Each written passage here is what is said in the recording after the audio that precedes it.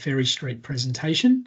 So yeah, Paula does have some slides there that she can share and talk through. So I will hand it over to Paula once she's ready to go.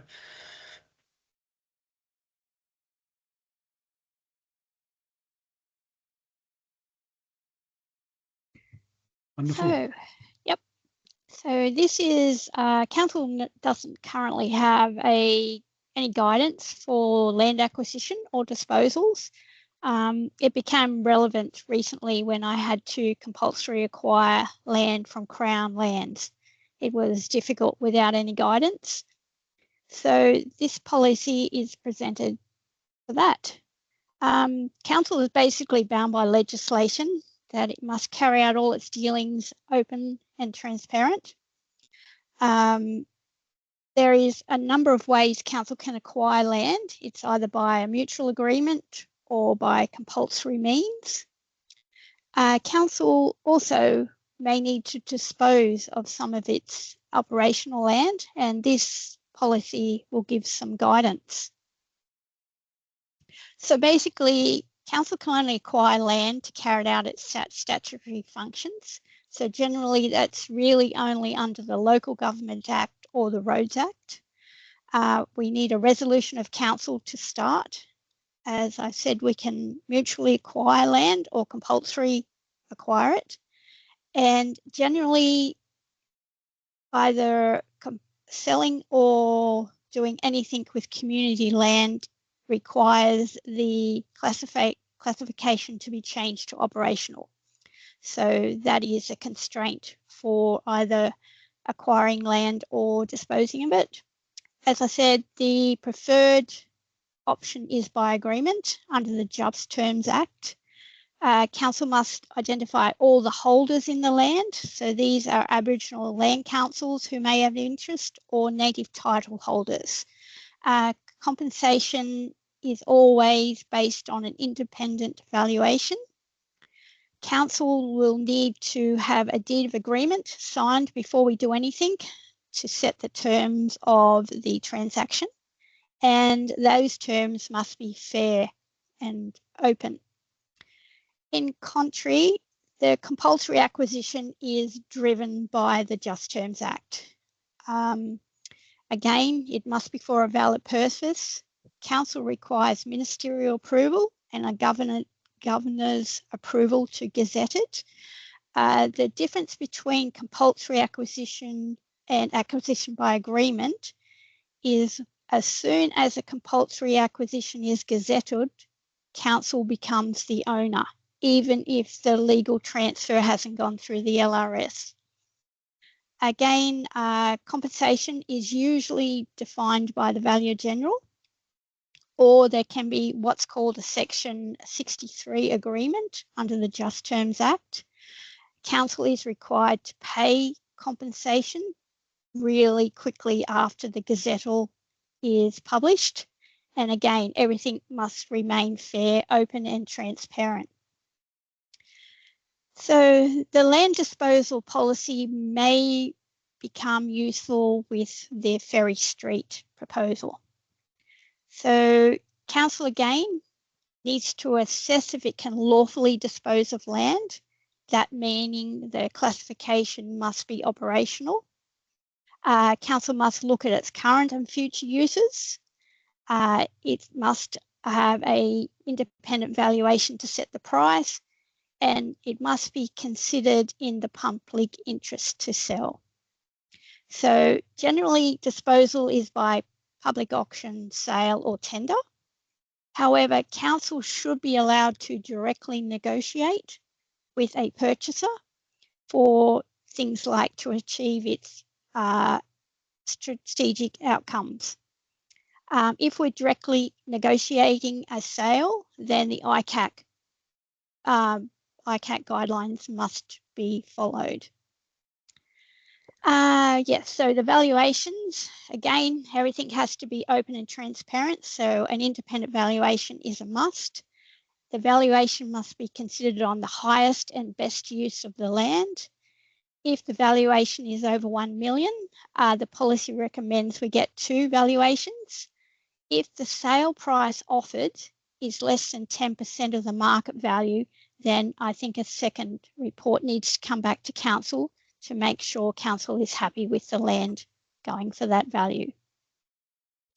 And these legislations dictate how we can acquire and dispose of land. Any questions? So, councillors, there'll be a report that will come to the August meeting with the draft policy with regards to disposal and acquisition of land, with a recommendation that it go out on public exhibition. So we'll put that in the agenda. If you've got any questions or anything, happy for you to raise it afterwards as well, or now. Councillor O'Keefe. Yeah, Paul, you mentioned we don't currently have a policy. Is Ferry Street the reason why this is coming forward right now? No, not at all. The reason is more in line with how council can acquire land. So as you know, council acquires a tremendous amount of land here for road realignments, bridge approaches and things like that. There just wasn't any policy to guide how it was done. So this is the start. There may be a procedure that may follow. That's an internal procedure and how things happen.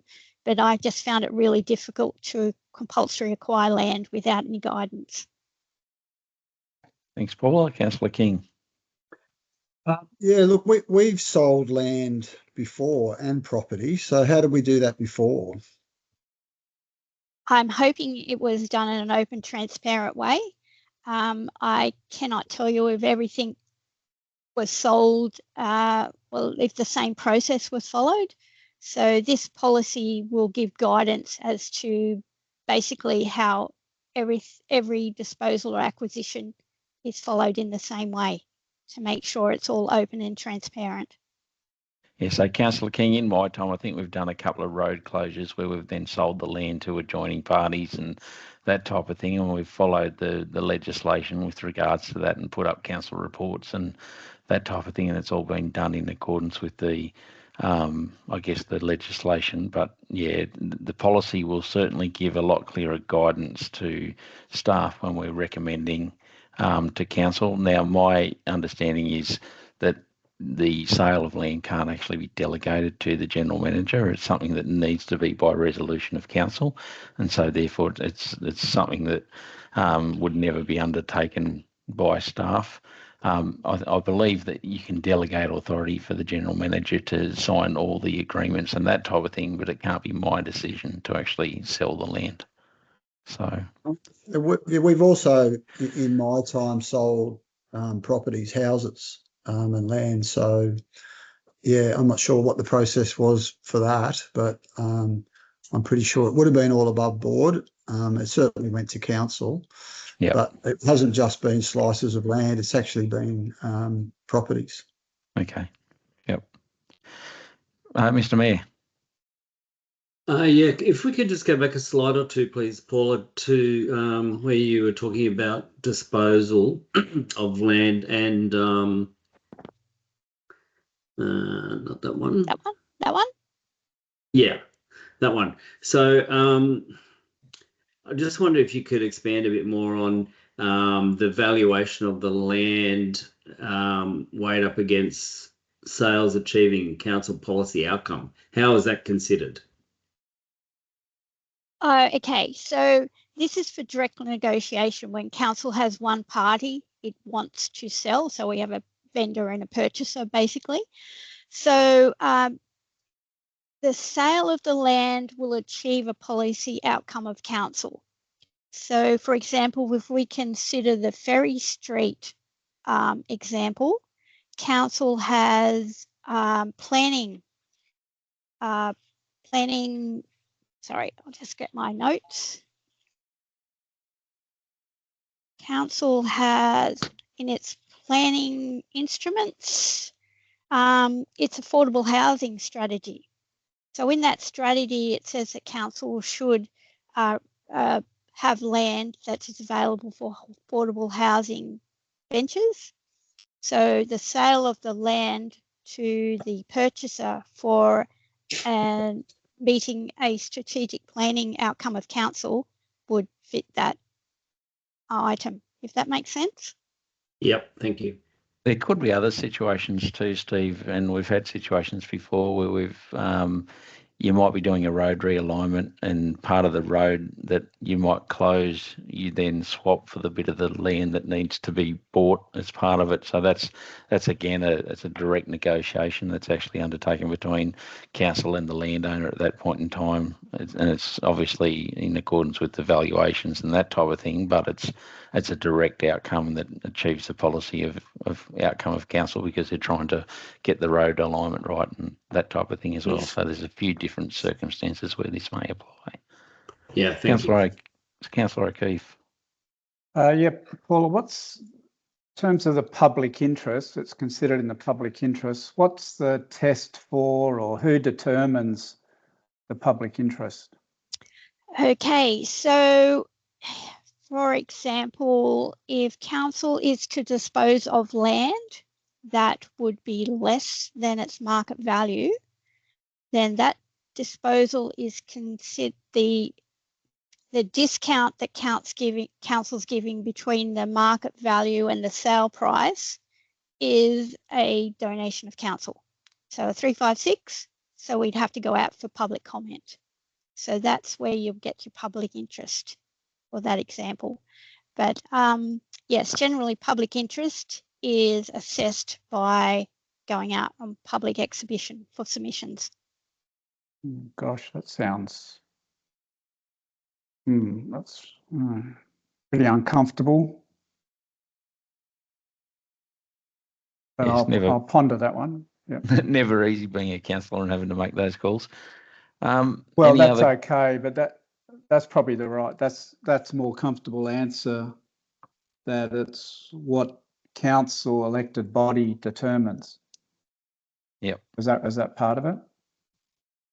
Well, I mean, a disposal of a property under any of these clauses has to be a decision of council. So that's exactly the reason why it's not able to be delegated, because it needs to be a decision of the elected body of the community.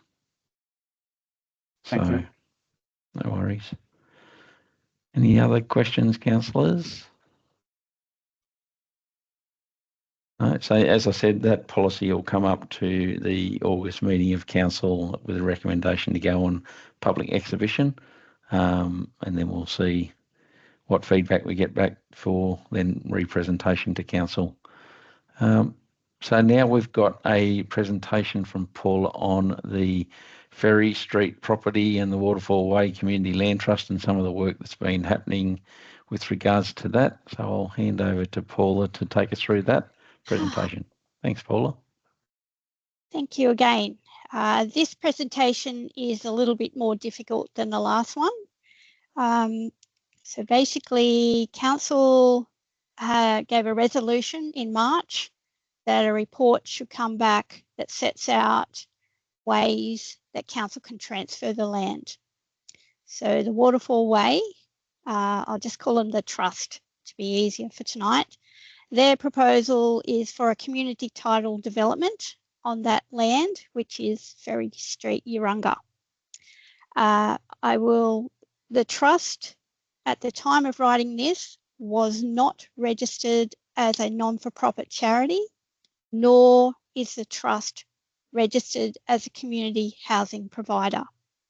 Now that is significant because that means that the proposal is not affordable housing. It doesn't fit into the housing SEP, but that is no reason why council cannot decide to dispose of the land. So if we look at the land, so that's the land there. It's got a few constraints. We have the railway, which is a big one. We have a sewer main that runs through it there. It has some vegetation on it, and unfortunately Dan couldn't be with us tonight, but Dan sent me some information that an ecological investigation, part of the development process, will be undertaking to determine if there's any ecological values in the vegetation there. But from an inspection by council, there doesn't seem to be anything significant there that would not prevent the proposal from going ahead. Dan also provided that the current DCP would permit one dwelling per 150 square metres. So that would be 14 1 or 2 bedroom units, townhouses, whatever they decide to put on there. As I said, because the trust is not a housing provider under the SEP, the proposal cannot be classified as affordable housing, but that's not going to affect council's decision to transfer the land. There is an option. So between the front of the block and Ferry Street, there is a huge road reserve. So council recently closed that part of the road reserve to be part of that development.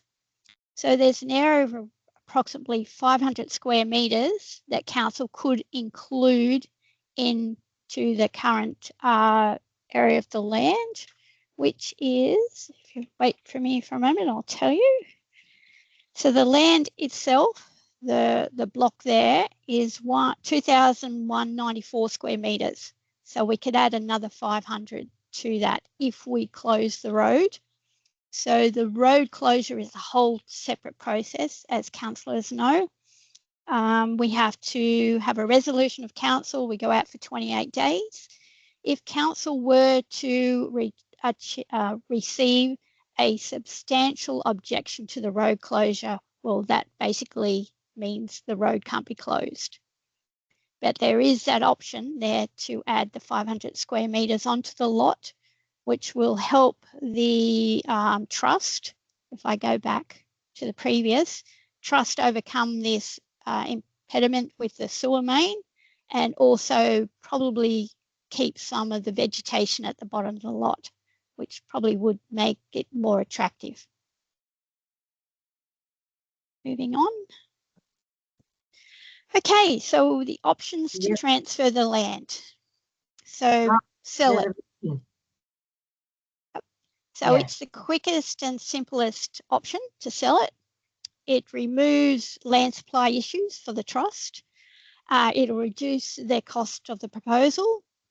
It takes council's responsibility for ownership of the land, and it contributes to the supply of housing for the essential workers.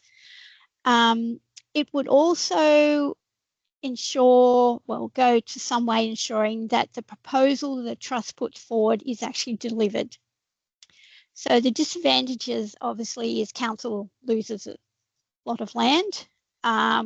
There is a perception that the community is getting no financial return on its investment. There's a reputational risk to gift the land to a private company. And there is a risk that council transfer the land in fee simple and the trust does not deliver its proposal. So you have some options if you're going to sell the land. Now you can sell it at nominal value, $1, or anything less than its market value. Now, as I've already stated, that will trigger a Section 356 donation required to go out on public exhibition. The public interest in the sale will determine the councillor's decision.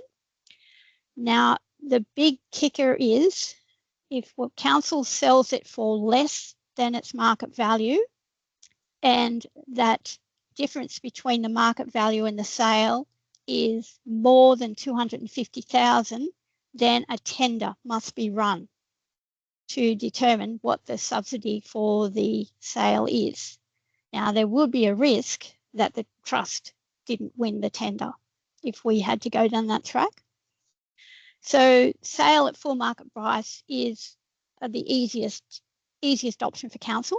If council went down that track, council could act as a mortgagee and loan the trust money, pay back over a term with interest.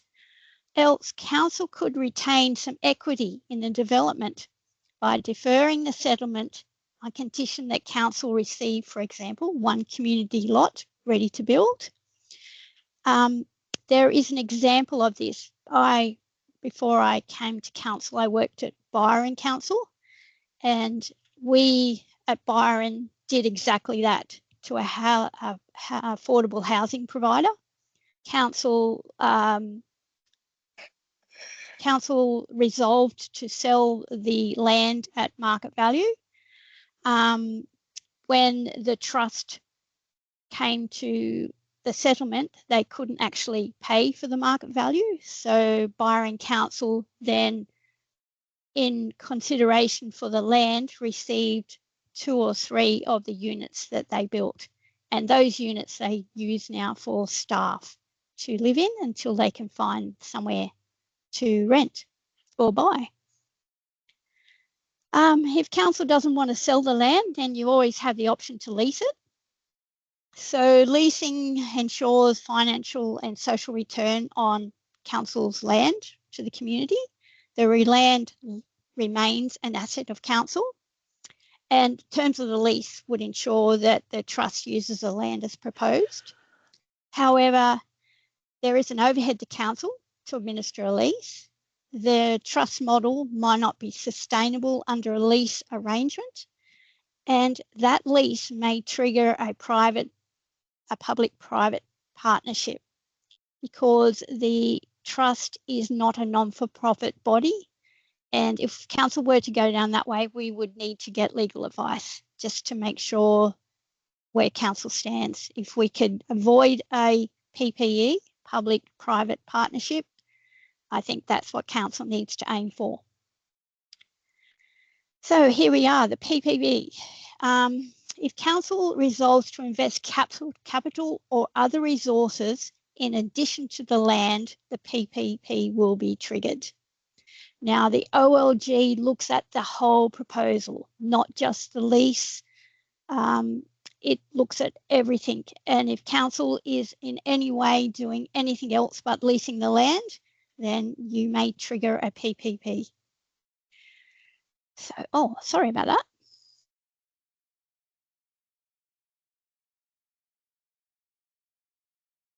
So then comes to our final consideration.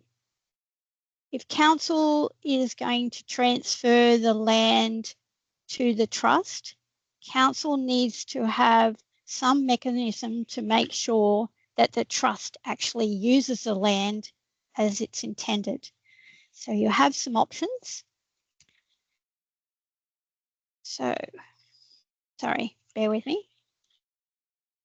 So we have what's called a conditional land sale. So this is the model that Byron used. They provided landowners consent to the builder, we'll call them, to lodge their DA. Once the DA was approved and the builder could confirm viability that the proposal would go ahead, the land changed. So that's when the transaction happened. You have another option of, it's called a restrictive covenant. So it is placed on the title of the land and binds all successors in title to use the land for the purpose of the housing for the essential workers. To protect council's interests there, the covenant would have to be termed that council is the only party that could vary it or release it. And finally, you have an option of a voluntary planning agreement. So this is a similar agreement, sets out the obligations of party. It's registered on the title. However, the planning minister will probably require council to have policies and go out on public exhibition for this one. So there is probably a bigger cost involved. Now, there is another option I will raise, a caveat on title. Now, council cannot use a caveat on title to protect, for example, a first right of refusal to repurchase the land should the trust not want it. A caveat can be only used, for example, if council were the mortgagee or had some other lieu over the land. So that is about it. So So my thoughts were to avoid the PPE, council consider closing the unused piece of road.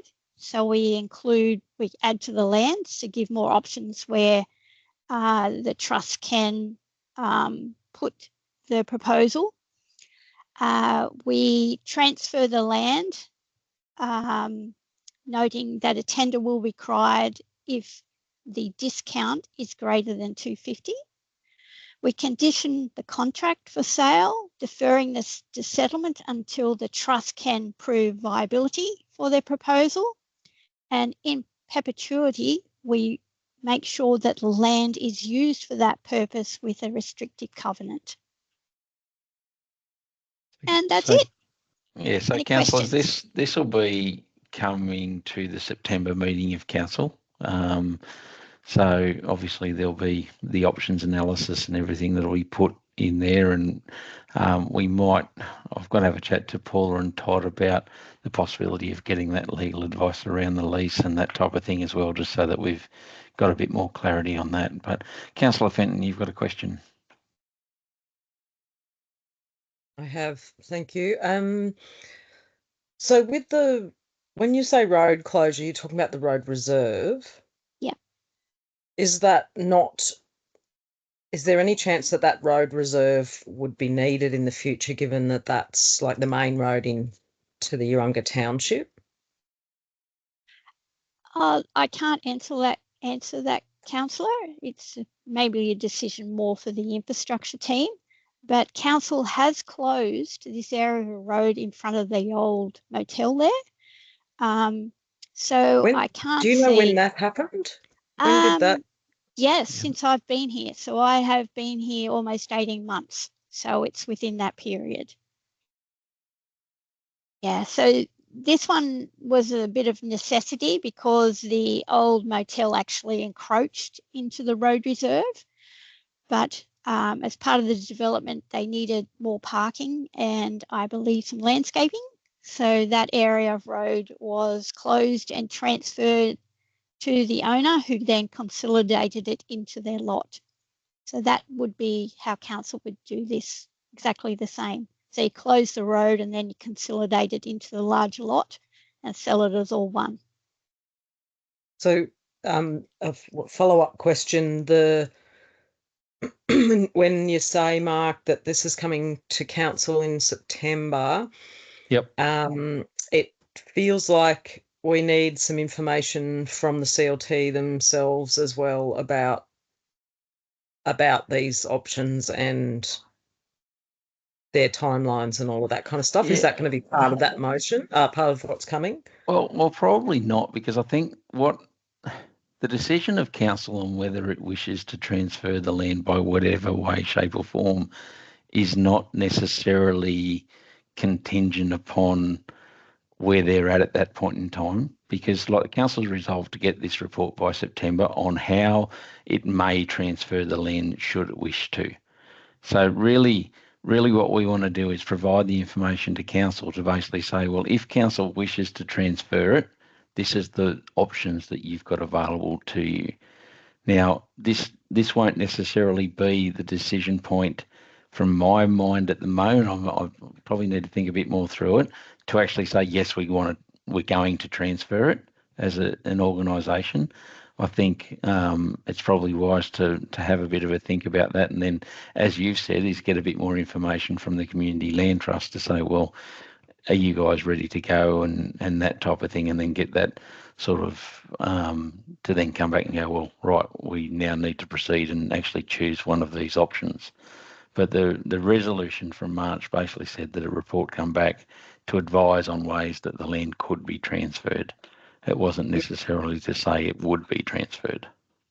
Okay, because it feels like there's a bit more discussion with community to be had as well.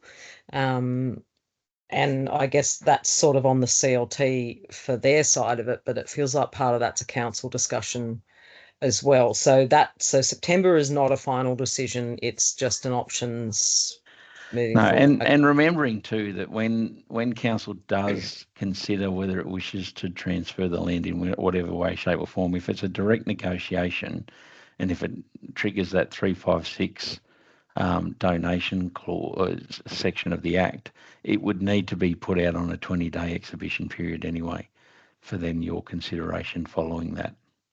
So it's not just a straight out, yep, done deal, sign us up sort of thing. Okay, thanks. All right, no worries. Councillor O'Keefe. Yeah, thanks, Paula, for a quality briefing, and it's great you've had experience with something like this at Byron. You've covered a key concern I had along the way with this proposal is if the trust isn't able to or doesn't go ahead with its project. So you're all across that, which is great.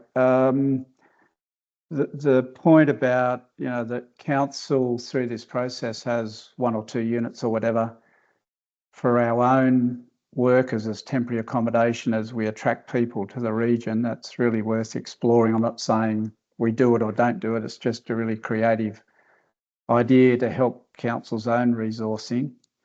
I'll come to one question, but one other point, just factual, unless anybody's going to disagree. But you mentioned in passing that if the trust doesn't deliver this housing to essential workers, it's got nothing to, this proposal by the trust has nothing to do with essential workers. I think, Paul, it's just important that be on your mind, because the way the trust has explained that they'll allocate housing is by way of lottery. And I don't believe, and I think we'd have a fundamental issue, or we should go over this again if there's any suggestion that it's an essential worker project. I think, Councillor O'Keefe, I don't believe it is by lottery. That there'll be applications made and they'll need to fit certain criteria. Yeah, but are we saying this project does have something to do with essential workers?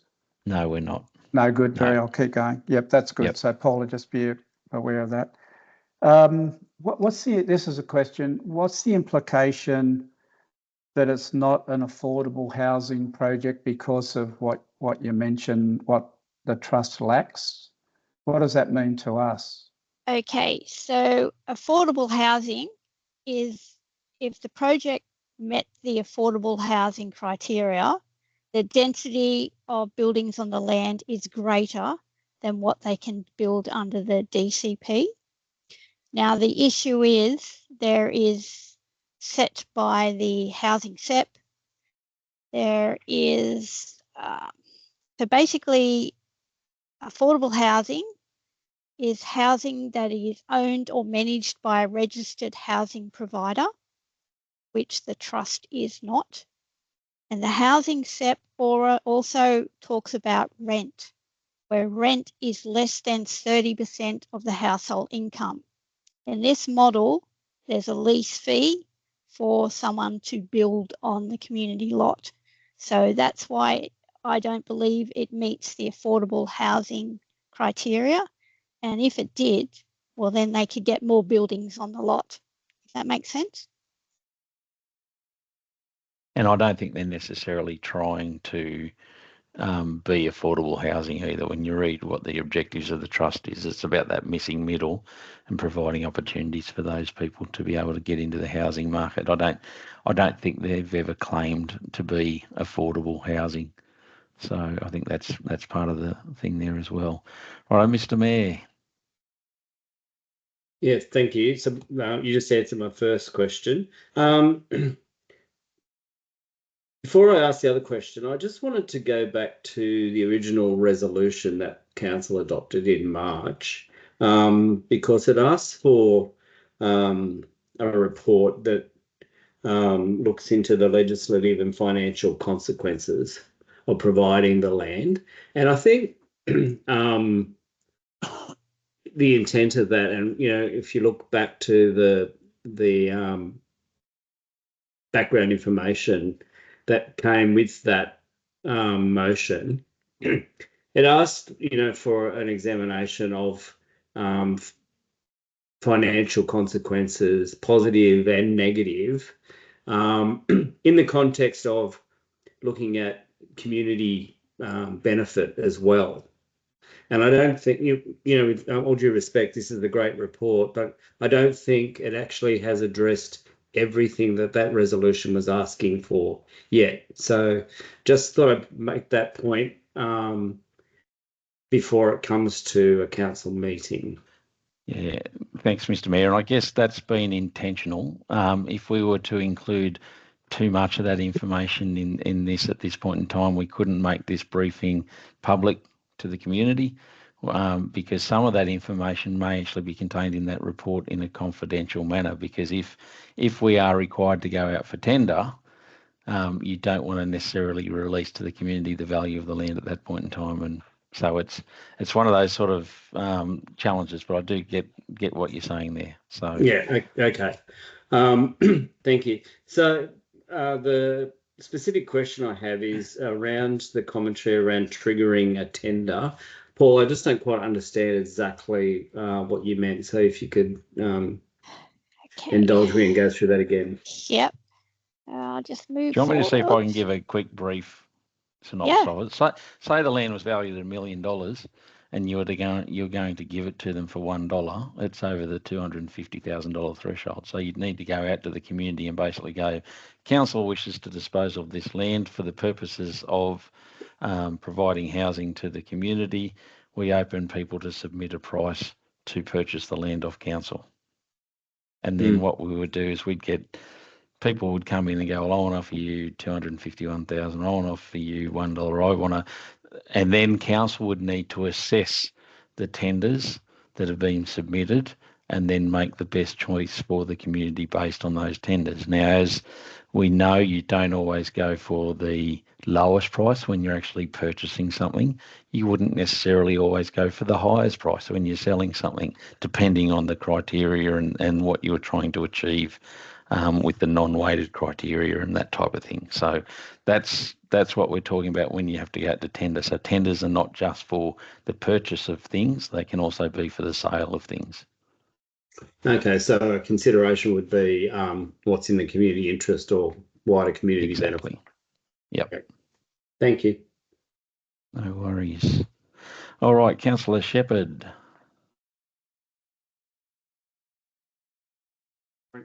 Paula, you mentioned substantial objection.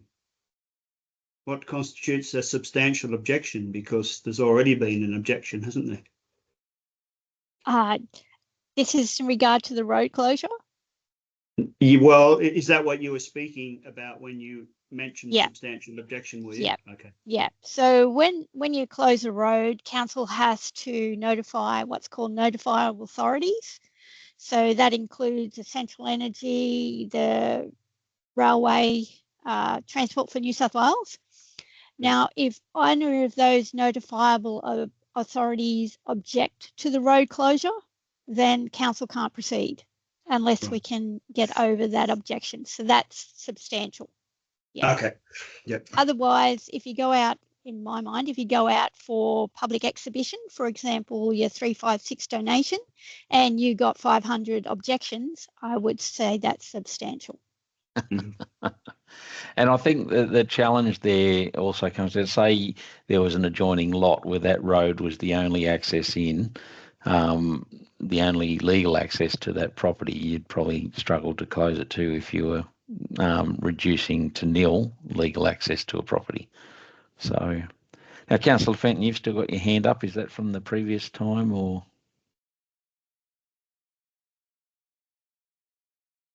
I'm going to assume so. Is there any other questions, councillors?